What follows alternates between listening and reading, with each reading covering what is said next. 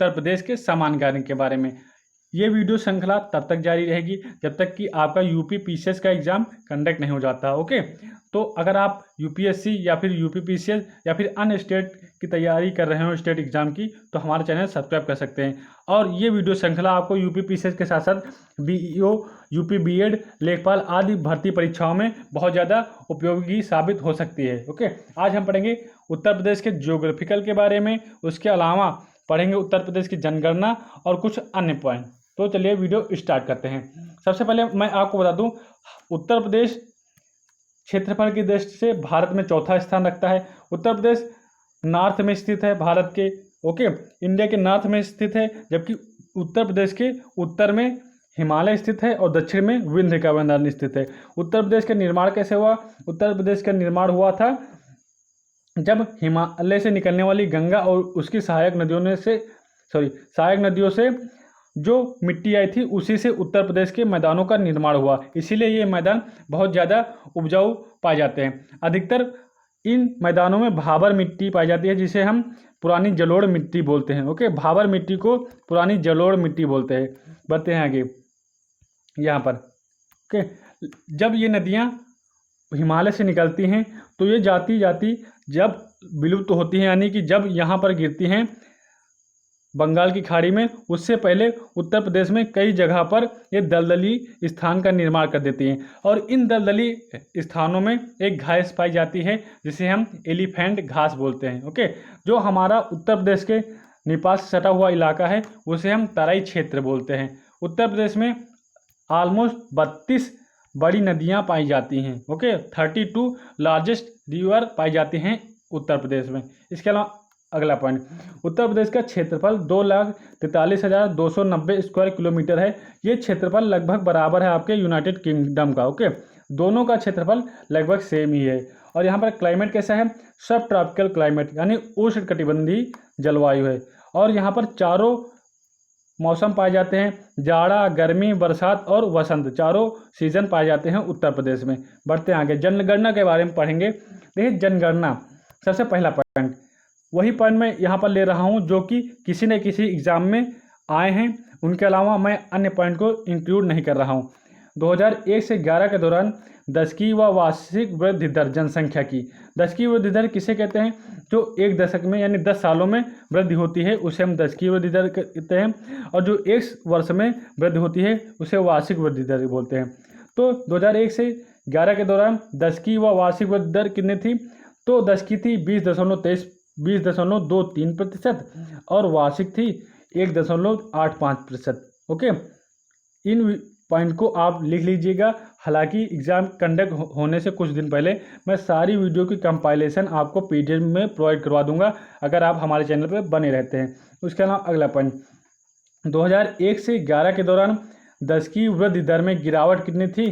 तो ये 5.62% गिरावट थी। इसके अलावा अगला पॉइंट, 2001 से 11 के दौरान पुरुष व महिलाओं में वृद्धि दर, ओके, जनसंख्या में वृद्धि दर इसे हम बोलेंगे, तो 19.31% पुरुषों की जनसंख्या में वृद्धि थी, और जबकि महिलाओं की जनसंख्या में वृद्धि थी 21.23%, जो कि ज़्यादा है पुरुषों की अपेक्षा। ओके, उसके अलावा अगला पॉइंट, दशकीय वृद्धि दर में सभी राज्यों में उत्तर प्रदेश का स्थान 15वां था। और ग्रामीण व नगरीय जनसंख्या का प्रतिशत कितना था? तो ये पॉइंट बहुत ज़्यादा पूछा जाता है। तो ग्रामीण जनसंख्या का प्रतिशत 77.73% था। और दूसरा आप ना याद करें या फिर याद कर लें, या फिर इनसे आप अगर एक याद कर सकते हैं तो दूसरे से उसको घटा दे, तब आपको दूसरे का मिल जाएगा। यानी कि आपने नगरीय याद कर लिया तो ग्रामीण को पाने के लिए आप 100 से उस प्रतिशत को घटा देंगे तो ग्रामीण मिल जाएगा। तो एक ही याद करना। अगला, औसत जनघनत्व कितना है उत्तर प्रदेश में? 2011 में 829 व्यक्ति प्रति वर्ग किलोमीटर यहाँ पर निवास करता था, जो कि बहुत ज़्यादा है। 1 किलोमीटर में 829 व्यक्ति पाए जाते हैं उत्तर प्रदेश में 2011 की जनगणना के अनुसार। अगला पॉइंट, 2001 से 11 के दौरान जनघनत्व में वृद्धि कितनी की हुई? तो 139 की, 139 की वृद्धि हुई 2001 से 11 के दौरान। एससी में लिंगानुपात, एससी यानी कि शेड्यूल कास्ट, जिसे हम अनुसूचित जाति बोलते हैं, इसका लिंगानुपात कितना था? इसका लिंगानुपात 907 था, यानी 907 था। और एसटी यानी शेड्यूल ट्राइब्स अनुसूचित जनजाति का लिंगानुपात 951 था। लिंगानुपात में सभी राज्यों में स्थान, टोटल जो हमारे राज्य है उनमें स्थान कितना है, तो उनमें है 26वां। इसके अलावा अगला पॉइंट, 0 से 6 आयु वर्ग के लिंग अनुपात कितना है, तो लिंगानुपात 902 है 1000 पर। लिंगानुपात के बारे में मैं आपको बता दूं कि प्रति 1000 पुरुषों पर स्त्रियों की संख्या ही लिंगानुपात कहलाती है। आगे बढ़ते हैं।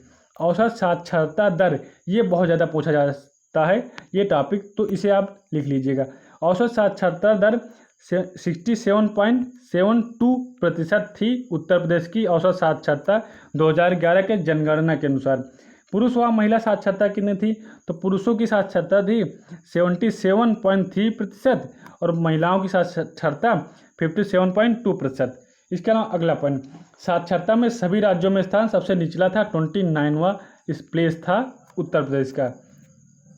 अब हम जानते हैं कुछ जिले जिनकी जनसंख्या ज़्यादा है और जिनकी जनसंख्या कम है, जनघनत्व ज़्यादा है, जनघनत्व कम है। ये बहुत ज़्यादा इंपॉर्टेंट है, इन्हें आप ना लिखिएगा तो स्क्रीनशॉट ले लीजिएगा।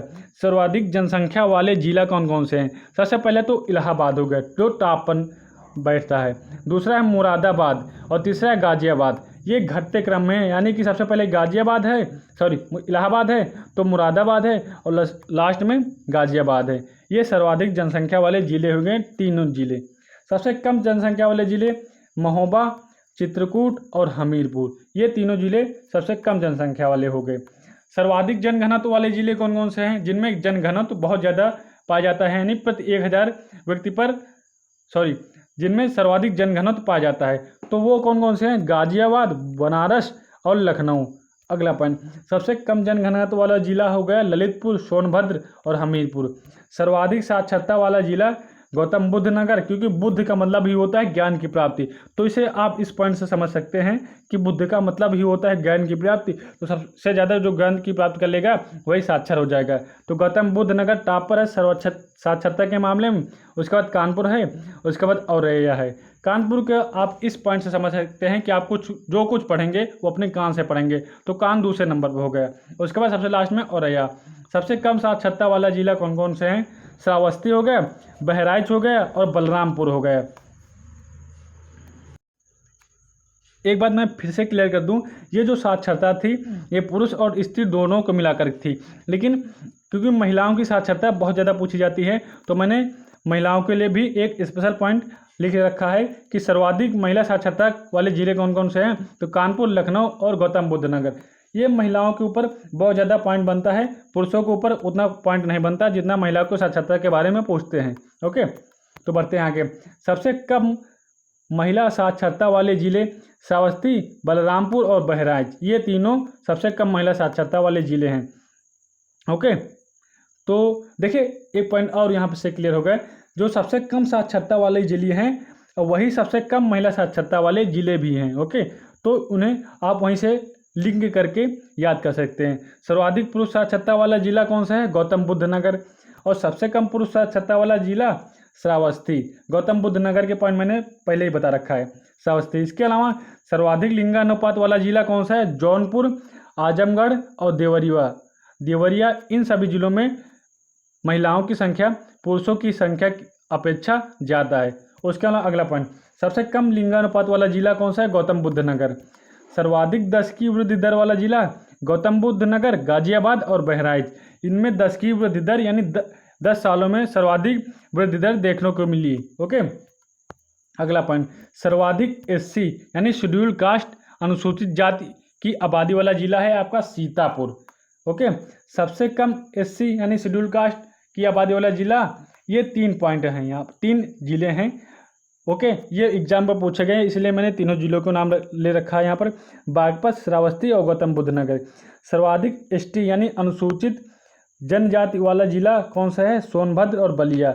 सबसे कम एसटी आबादी वाला जिला बागपत, कन्नौज और बदायूं। ये आपको हमारे उत्तर प्रदेश के मैप देखेंगे तो पश्चिम में ही मिलेंगे सबसे कम एसटी आबादी वाले जिला, ये जो हैं बागपत, कन्नौज और बदायूं। बढ़ते हैं आगे। राज्य की कुल जनसंख्या में अल्पसंख्यक का प्रतिशत कितना है, तो 20.3%। यहाँ से आपकी धार्मिक जनगणना यानी जो धार्मिक सेंसस है वो स्टार्ट हो जाता है। 2011 के अनुसार राज्य की जनसंख्या में मुस्लिम थे 19.26%, ओके, सिख थे 0.32%, ईसाई थे 0.18% और जैन थे 0.11% और बौद्ध थे 0.10%। ये सभी अल्पसंख्यकों का प्रतिशत है जनगणना में, ओके।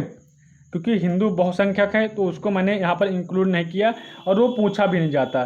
तो अब हम पढ़ेंगे कुछ लोकगीत के बारे में। देखिए, ये लोकगीत जहाँ से ओरिजिन हुए, जहाँ से इनकी उत्पत्ति हुई वहीं के हैं और ये पूरे देश में साथ साथ प्रदेश में भी फैल गए।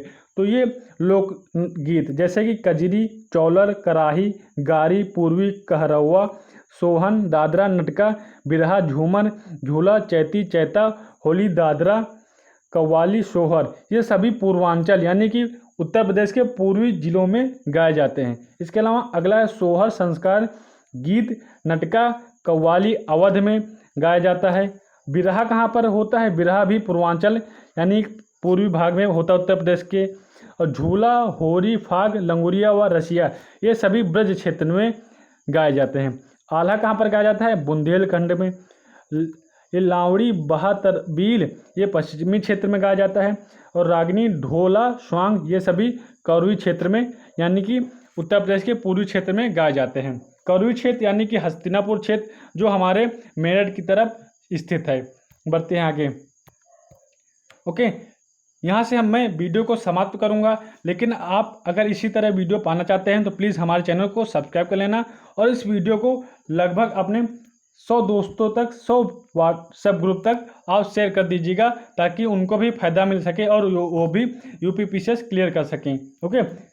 संगीत कला जिसमें लोक नृत्य, ये आप एक लाइन में याद करिएगा तभी आपको याद रहेंगे, नहीं आप इनको भूल सकते हैं। जैसे कि ख्याल नृत्य, ये भी पूछा जाता है ख्याल नृत्य कब गाया जाता है। तो देखिए, ख्याल मतलब होता है कि जब बच्चा जन्म लेता है तो उसकी मदर बहुत ज़्यादा उसकी केयर करती है, उसे लिए हम उसे ख्याल कहते हैं। तो जब पुत्र की बर्थ होती है, पुत्र जन्मोत्सव होता है तो ख्याल नृत्य नाचा जाता है, ओके। ये डांस है, फोक डांस है, ओके।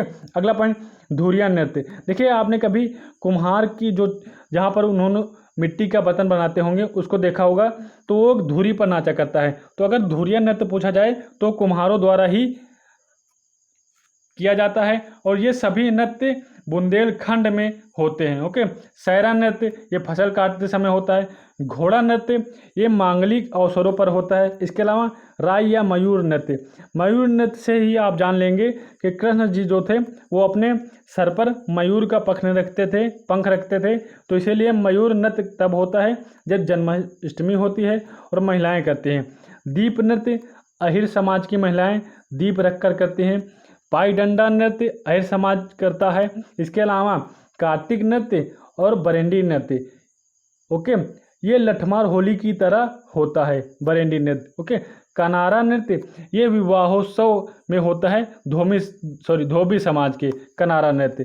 तो ये सभी नृत्य बुंदेलखंड के हैं। एक बार आप इनको पढ़ लीजिएगा, आप इनको 15 बार इसी सीक्वेंस में पढ़ लीजिएगा तो आपको 100% ये रट जाएंगी, कभी भी आप इनको नहीं भूलेंगे। लेकिन सीक्वेंस तोड़ना नहीं, जैसे ख्याल है, धुरिया, सैरा, घोड़ा, राई, दीप, पाई, कार्तिक, बरेंडी, कनारा, ऐसे ही आप 10 से 15 बार एक बार में बोल दीजिएगा तो आपको ये कभी भी भूलेंगे नहीं, ओके। ये सभी नृत्य कहाँ पर होते हैं, बुंदेलखंड में। तो आज के वीडियो में बस इतना ही। अगर आपको हमारी वीडियो पसंद आई हो तो प्लीज़ कमेंट बॉक्स में बता देना कैसी वीडियो लगी और मैं आपको इससे भी अच्छी वीडियो प्रोवाइड करवाता रहूँगा। तो प्लीज़ हमारे चैनल पर बने रहें। Thank you so much.